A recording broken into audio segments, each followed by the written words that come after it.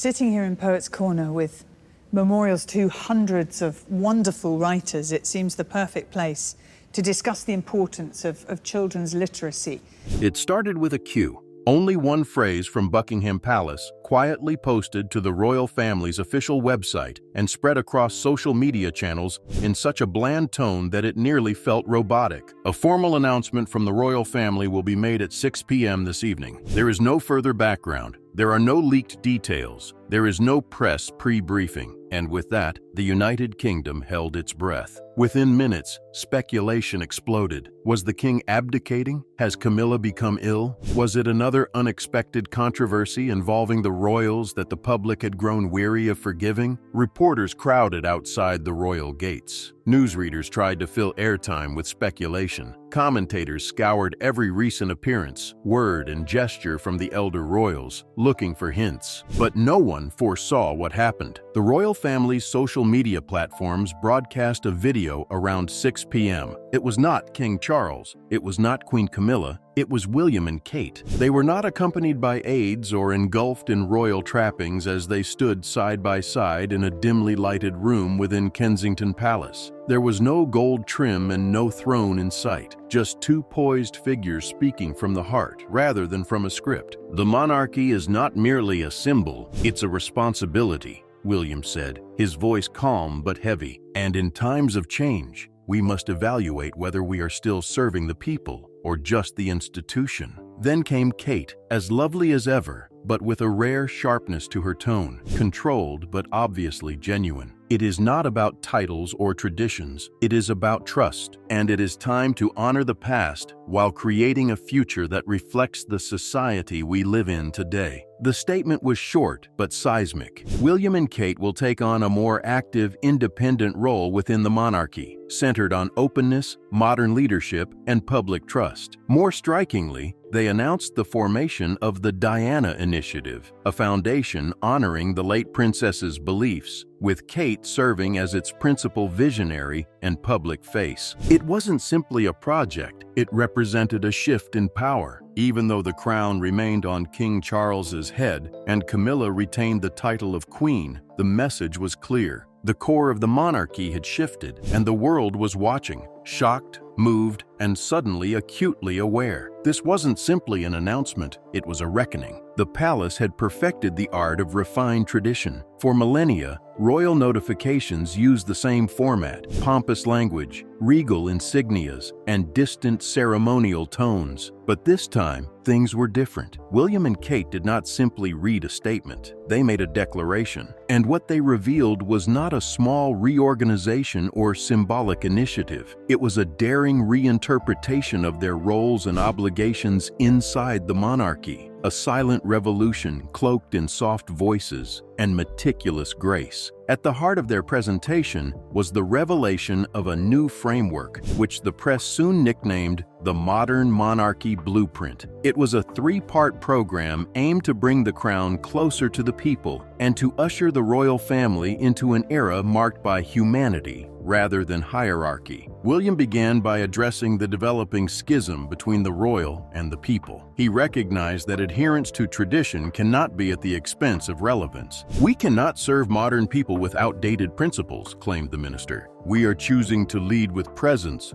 not position." The declaration stated that he and Kate would henceforth operate outside of many customary royal norms, delegating some ceremonial duties in favor of more direct, meaningful activity. Rather than ribbon-cutting and photo opportunities, they would prioritize long-term commitments to climate resilience, mental health access, maternal health care, and educational equity. It was the first time in recent history when senior royals chose to lower their own rank in order to better serve the public. Kate, however, delivered the most powerful reveal. She announced the formation of the Diana Initiative, a global nonprofit dedicated to carrying on Princess Diana's legacy of compassion, advocacy, and truth-telling, with a clear and emotional voice. "Diana's story didn't end with her passing," she remarked. "It lives on in every person who believes kindness is strength, who refuses to be silenced, and who dares to care in a world that rewards coldness." Kate stated that she would not only support the campaign, but would personally lead it, meeting with survivors of abuse, speaking on behalf of displaced families, and ensuring that Diana's voice is no longer removed from the royal story. That phrase alone sparked fears in certain royal circles, because it was more than just honoring the past, it was about regaining it. Finally, William expressed the couple's dedication to public transparency. Moving forward, all of their philanthropic activity, spending, and public sector decisions would be documented, publicized, and subject to examination.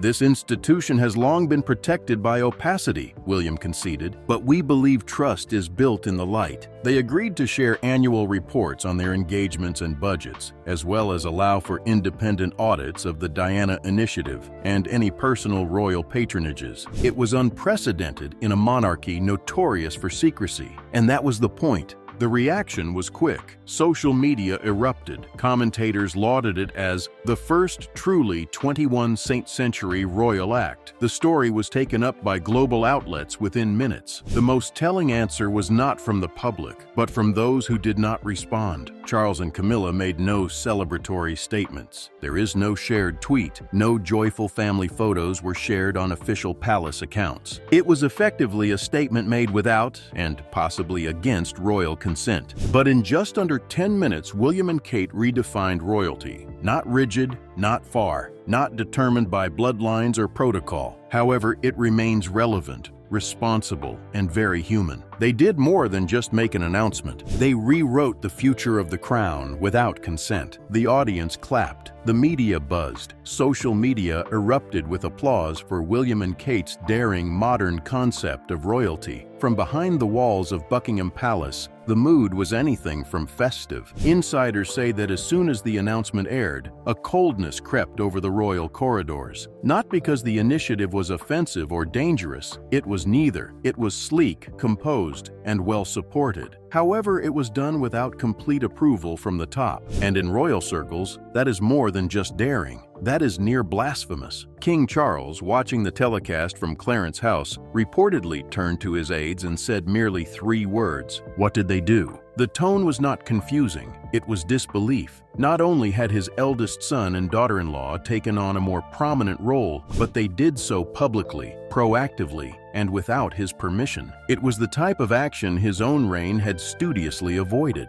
Emotionally potent, people-driven, and dangerously free of palace control. But Queen Camilla saw it as more than just a breach of decorum. It was a personal affront. She saw Kate's presentation of the Diana Initiative, particularly the way she presented it, as a reclamation of truth silenced for too long, as a direct shot across the royal bow. Camilla had spent years transforming her image from the other woman to queen consort. But in less than 10 minutes, Kate had rekindled the public's emotional connection to Diana and refocused it on the monarchy. Camilla was allegedly furious. An aide overheard her say, "She's trying to make Diana queen from beyond the grave." Meetings were promptly scheduled behind closed doors. Senior advisors, communications officers, and longtime courtiers hurried to prepare a palace response, but they encountered an unforeseen problem. There was no way to criticize what William and Kate had done. The public adored it. Any attempt to clarify or correct the statement ran the risk of coming out as jealous, out of touch, or, worst of all, defensive. So the decision was made.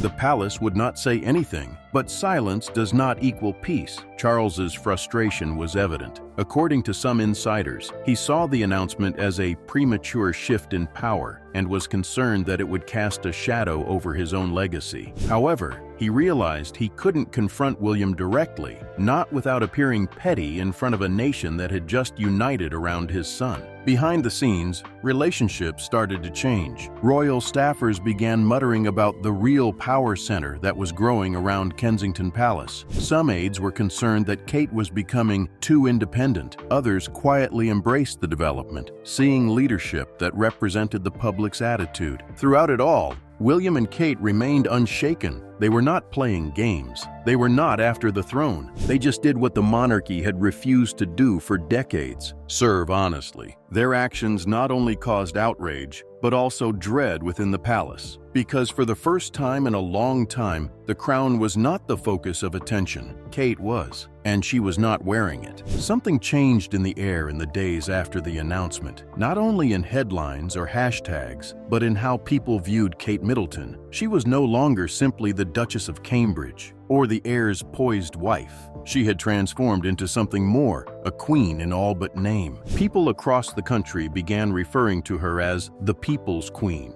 a moniker that Princess Diana had previously held. But this was hardly a meaningless nickname. It reflected Kate's current movement, not just beside but ahead of the throne. Her first solo appearance since the announcement was either at a royal feast or a palace garden party. She met with teenage girls recuperating from trauma in a Manchester community mental health clinic. There's no fanfare, there's no speech. Just a woman who listened, asked questions, and, as one participant put it, didn't talk down to anyone. "She looked us in the eye," one of the girls stated. "Not like a royal, like a friend." Then she paid an unexpected visit to a women's shelter in Birmingham. She arrived without the press. The photographs emerged later, shot by a staff member and posted online. Kate is seen consoling a woman whose home was damaged as a result of domestic violence. There was no royal etiquette, just kindness, presence, purpose. Every move she made carried a message, not to the tabloids or her opponents, but to the whole public. "I see you,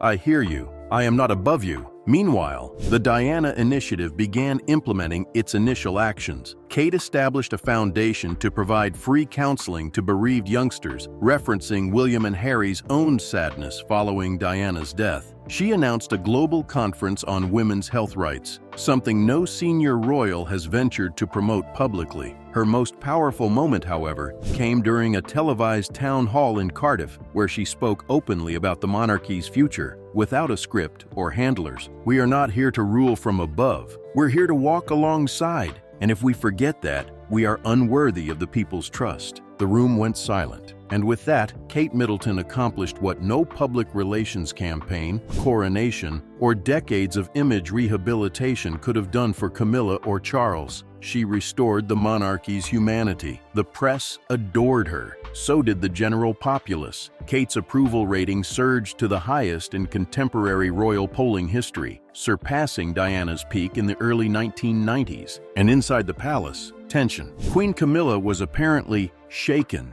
by how rapidly the story changed. Charles felt progressively marginalized, not through contempt, but through relevancy. The spotlight had shifted, and no matter how much they tried to pretend differently, the truth was obvious. The people had already picked a queen. She did not wear the crown. She did not sit on the throne. But Kate had done something much more powerful. She earned the love Diana once had, and used it with purpose rather than for power. King Charles III has waited decades to wear the crown. Despite scandals, heartbreaks, and public disdain, he remained confident that his reign would eventually bring stability and quiet respect. When the moment arrived, he was met by exhaustion rather than fanfare, and now, less than a year into his formal reign, his tenuous hold on reverence was beginning to crumble, not due to revolt, not due to protest, but because of Kate Middleton. During his reign, the monarchy remained intact. It had simply shifted. The center of moral authority, once reserved for the ruling monarch, had subtly shifted. And despite holding the throne, Charles found himself progressively excluded from the narrative that now belonged to his son and daughter-in-law.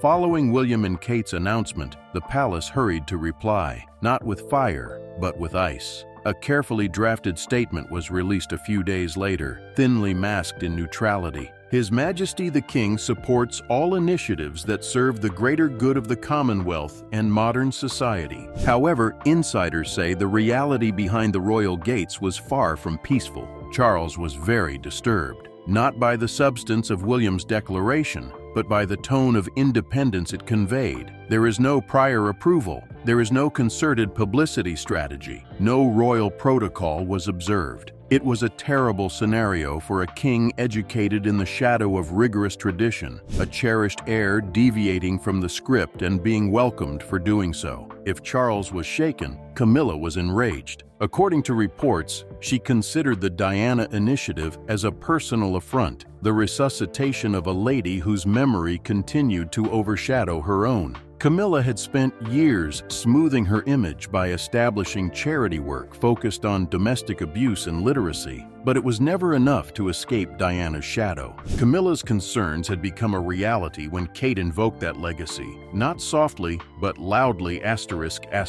She wasn't only dealing with Diana's memory, she was competing with Diana's successor. In private, she wanted a meeting with senior staff. According to leaked documents, Camilla claimed that narrative management had been completely lost. She wanted Kate's effort placed under the official royal foundation, bringing it back under palace supervision. However, Charles was more cautious. He recognized that any attempt to limit or undermine William and Kate's efforts would backfire publicly. His advisors told him that the public already saw Kate as a queen in waiting. Any perceived envy or resistance from the existing monarch would simply increase his irrelevance. Despite understanding this, he failed to adapt. Behind closed doors, the king expressed his dissatisfaction to aides. "I've waited my entire life for this part. Now the spotlight is no longer on me." It wasn't resentment against William exactly. It was grief for the moment that had passed him by, for a crown that waited more than intended, for a reign that already seemed like a footnote in someone else's history. Because despite his title and Camilla's crown, Charles no longer represented the monarchy's emotional heartbeat. The people had discovered their compass in William. Kate represents their strength and their spirit in Diana's remembrance. What remained for Charles and Camilla were the spectacle, tradition, and the ability to host events, but not the public's faith. They wore their crowns. However, people no longer understood what the crown represented. Behind the calm demeanor and measured remarks, Prince William had made a decision, a quiet one, but unmistakable. One that would define not only his future as king, but also the type of monarchy he believed should exist in general. While the palace attempted to handle the emotional fallout from his and Kate's announcement, William remained resolute. He did not backtrack. He did not apologize. He did not even clarify. Because for the first time in years, he wasn't seeking permission. He was in charge. According to sources close to Kensington Palace, William anticipated the criticism from his father and stepmother. But what he hadn't expected, and what really disturbed him, was the coldness of their response. "I am not concerned. This is not a discussion, just a strategy, damage control, distance." But this was not about defiance for William. It was about breaking a pattern, the same pattern that had devastated his mother, threatened his wife, and now risked reducing the monarchy to a mere symbol. Behind closed doors, he reportedly told a senior advisor, "I will not inherit a house built on silence. I would rather rebuild it than rule it." That conviction did not appear out of nowhere. It had been growing for years. William had witnessed how the palace attempted to obliterate the sorrow of Diana's story, not by mending it, but by pretending it never occurred. He had observed Camilla's image being repaired through marketing rather than humility, and he'd witnessed directly how Kate was expected to smile under pressure, scrutiny, and erasure. Not anymore. Following the announcement, William made active efforts to emphasize their message. He turned down several invitations to reunify the palace narrative surrounding Charles. He refused to let the Diana initiative be merged into the royal foundation. Most importantly, he began communicating directly with younger royals behind the scenes, urging them to help redefine what it meant to serve. Princess Beatrice was among the first. Their intimate encounter at Frogmore Cottage was more than just a gesture of compassion. It was a matter of strategic cohesion. Beatrice, still reeling from her family's betrayal over her paternity, had become a symbol of truth told despite the odds, and William made it clear that her status in the family did not depend on her silence. He contacted Zara Tyndall and even extended a branch to Princess Eugenie, who had become estranged in recent years. Although the chats were informal, the message was clear. This family cannot survive just on its bloodlines. It needs to be based on values. Within weeks, a gradual realignment occurred within royal circles. Young royals began arranging their charitable engagements with Kensington Palace rather than Buckingham. Press requests shifted. Photographers started following William and Kate, not Charles and Camilla. The transfer was not formal, but it was real. Throughout it all, William never raised his voice. He did not need to, because by adopting Kate's vision, defending Diana's memory and standing up for truth even when it threatened the family tree, he accomplished something no king had done in generations. He selected legacy over lineage. He demonstrated that the monarchy's future would not be determined by the next king or queen. It would go to whoever earned it. When the palace first hinted at a major royal announcement, no one expected it to signal the beginning of a peaceful revolution. The world anticipated formality, perhaps a ceremonial gesture or another ambiguous initiative designed to appease the press. Instead, they received something real. They got William and Kate, not just reciting tradition but altering it. And in doing so, they did something no monarch in modern memory has dared to do. They told the people the truth, not the scripted, pre-approved version that press secretaries refined. But the truth comes from personal experience, from agony, from Diana's legacy, from Kate's quiet strength. William chose to break the cycle of silence that had tormented his family for generations. The announcement did not dethrone anyone. It did not alter the order of succession, but it reclaimed something more potent than position: public trust. Because when Kate stood in front of the globe and promised to carry Diana's purpose forward, she didn't only conjure the past, she rejuvenated it. She brought back the monarchy's lost heart. She gave it another pulse. The people felt it. Kate took on a duty that no crown could offer her: the queen of the people. And William? He accomplished something even rarer. He moved aside, not in presence, but in ego. He let the woman beside him shine, not as a decoration for his throne, but as an equal, his partner, his compass. That decision, subtle, delicate, and revolutionary, showed the world the type of king he would become. I'm not fascinated with control, but one is dedicated to legacy. So, while Charles still wears the crown and Camilla remains on the throne, the monarchy has already passed. In the thoughts of the people, in the eyes of the public, and in the beating heart of the nation. The future is not encased in velvet or sealed with a crest. It's walking silently behind a woman who listens before speaking, leads with empathy, and serves as a reminder to the world of the woman who was once silent. The monarchy did not fall that day. It started to heal, and it all began with a statement that changed everything.